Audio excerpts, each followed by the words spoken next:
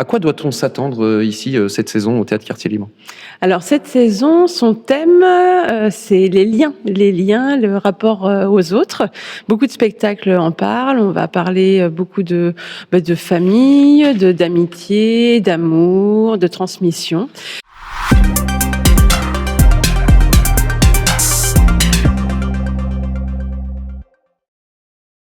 Lundi matin, on se retrouve ici en plein cœur du Théâtre Quartier Libre avec Angélique Bretodeau, directrice du Théâtre Quartier Libre. Bonjour Angélique. Bonjour Dominique. Responsable aussi du service culture d'ailleurs. Oui. On se retrouve ici en plein cœur du théâtre municipal de la ville d'Ancenis-Saint-Géréon, mais qui rayonne bien plus au-delà. Oui, le théâtre, il rayonne. C'est en gros 50% de nos spectateurs qui viennent d'Ancenis-Saint-Géréon et puis le reste de la couronne, si on peut dire, d'Ancenis-Saint-Géréon, pays d'Ancenis, Pioré d'Anjou. Donc on peut se rappeler les beaux chiffres de la saison précédente, près de 1000 adhérents ici et près de 14 000 spectateurs tout au long de l'année avec un taux de remplissage avoisinant les 80%. Oui, alors si je suis plus précise, moi je rêve des 1000 adhérents, c'est l'objectif chaque année. Mais l'année dernière, on était près de 950 adhérents. Et puis oui, on a un bon taux de remplissage. On a vraiment beaucoup de chance, un public fidèle et puis aussi un nouveau public. Le public se rajeunit avec des propositions pour les jeunes publics et les familles pendant les vacances scolaires. C'est la volonté ici de l'équipe en place de proposer un large choix que la culture soit accessible à tous. Oui, ouais, c'est vraiment la volonté depuis que je suis arrivée et même avant, le théâtre se doit d'être accessible à toutes et tous.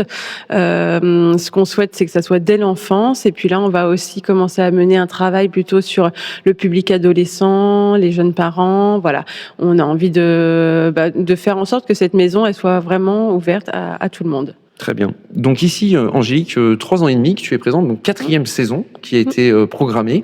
À quoi doit-on s'attendre ici cette saison au Théâtre Quartier Libre? Alors cette saison, son thème, c'est les liens, le rapport aux autres.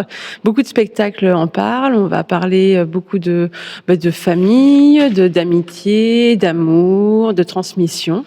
À quoi vous pouvez vous attendre? Alors c'est une saison, j'allais dire comme d'habitude, pluridisciplinaire.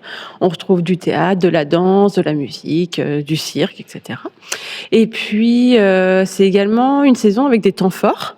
Vous allez pouvoir retrouver dès le début de la saison le fameux 2 en 1. C'est du spectacle et puis mise en avant du patrimoine de la ville. Attendu ici par les habitants tous les ans. J'espère, 3e week-end de septembre, oui, j'espère bien.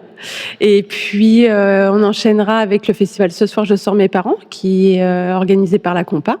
Et puis, autre temps fort, c'est la folle journée de Nantes à Ancenis-Saint-Géréon au mois de janvier. Donc là, on vient mettre sur ce temps fort la musique classique? Oui, plutôt, oui, complètement. Très bien. La volonté également de l'équipe, c'est de sortir un peu des murs du Théâtre Quartier Libre. On le voit, il y aura différents temps proposés, dont à la résidence de la Darveraie. Oui, on le fait depuis un petit moment. On essaye de le faire 1 à 2 fois par an. Alors déjà avec le 2 en 1, voilà, on ira au château, quartier Rohan. Et puis, en effet, on ira également à la Davray au mois de novembre avec un spectacle qui s'appelle Kilt, une forme très originale. En fait, les spectateurs deviennent un peu acteurs. Participatif, oui. Participatif, exactement. Avec une jauge extrêmement limitée, 15 personnes. Et en fait, c'est sur toute la semaine et c'est organisé avec Mixte et la Compa également. Ça fait partie des beaux projets, je crois, de la saison aussi. Donc tout au long de la saison ici, il faut prendre sa place, il faut réserver. Comment on doit procéder? À quel endroit on doit se rendre, Angélique? Alors 2 manières de faire, soit la billetterie physique au Théâtre Quartier Libre, et puis sinon la billetterie en ligne, voilà, sur le site du théâtre. Moi j'aime bien parler du billet solidaire. Qu'est-ce que le billet solidaire?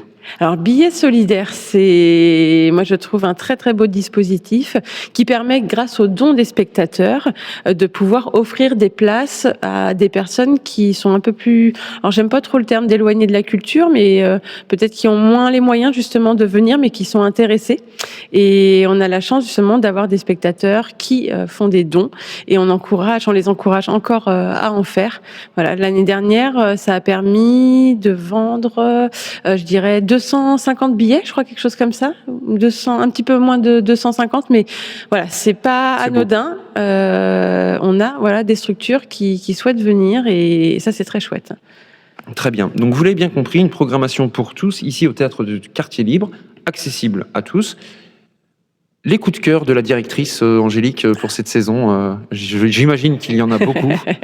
Oui, il y en a beaucoup. Alors, quoi dire? Déjà, on commence avec, je pense, une belle date avec Thomas Fersen début octobre. Et puis ensuite, dans les coups de cœur, il y en a plein. Principalement en théâtre cette année, aussi bien article 353 du Code pénal, Made in France qui a reçu un Molière cette année. Il y en a encore plein. Moi, là, j'ai envie peut-être de vous parler rapidement de Nocturne Parade de la compagnie Non Nova. C'est une compagnie régionale. On essaye vraiment d'accueillir les compagnies régionales au sein de la saison. Ça fait partie aussi de nos ambitions. Et donc, c'est vraiment, j'essaye en fait chaque année avec l'équipe de trouver, je dirais, une pépite, quelque chose un peu original. Et là, c'est le cas. Le travail de Fia Ménard, c'est autour de, j'allais dire, d'une sorte de marionnette ou d'objets en plastique qui prennent vie. Et vraiment, la jauge, elle est limitée. J'encourage vraiment les spectateurs curieux à venir découvrir ce spectacle. Rien que d'en parler, ça donne déjà envie d'y venir. La billetterie ouvre dès ce vendredi. Oui. Alors, elle est déjà ouverte pour les adhérents. Très bien. Mais elle ouvre, voilà, pour l'ensemble du public vendredi, oui. Très bien. Petit clin d'œil aussi aux couleurs parasols. Oui. Dont la programmation fait partie de ton ADN également. Oui, fait partie de mes missions également. Oui, voilà. Tout à fait. On a 9 dates cette année.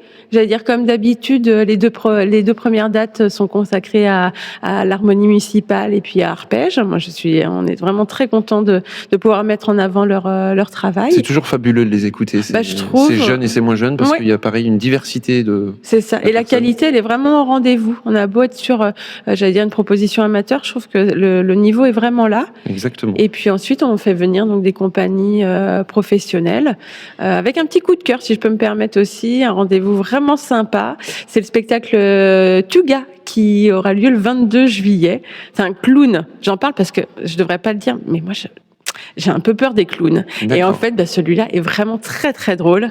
Et je pense que les spectateurs peuvent passer un très, très bon moment. Magnifique. Le événement qui aura lieu... Le 22 juillet. Au Théâtre de Verdure ? Au Théâtre de Verdure. Très bien. Ouais. Alors, attention, 19h. D'habitude, on est sur 20h, 20h30. Là, c'est 19h. Donc, vous comprendrez pourquoi. Il faut cocher l'agenda. Merci beaucoup, Angélique, pour cette belle présentation de cette belle saison. On vous en souhaite une excellente saison et puis à bientôt dans les allées du Théâtre Quartier Libre. Avec plaisir, merci. Merci, Angélique.